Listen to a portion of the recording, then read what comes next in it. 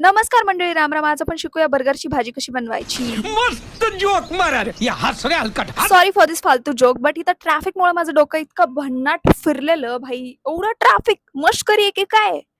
मग आम्ही कल्याणनगरच्या गार्डनमध्ये गेलो. या बाळाचे डोळे बघा गाईज, डोळे बघू शकता तुम्ही, किती क्यूट बाळ होतं आणि ते रॅन्डमली आमच्यासोबत खेळायला लागलं.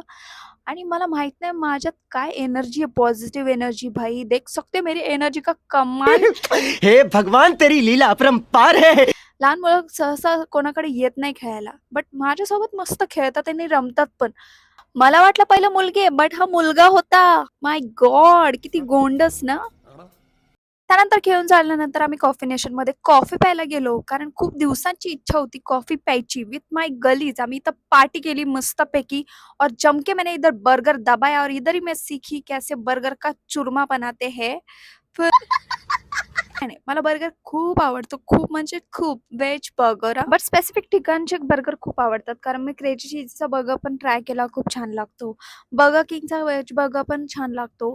प्लस मग आज मी कॉफी नेशनमधला बर्गर पण ट्राय केला. कॉफी पण खूप मस्त आणि थिक आणि क्रश कॉफी होती. असा होता माझा दिवस. चलो बाय गाईज. ऐसे ब्लॉग के लिए मेरे को फॉलो करो. Bye guys.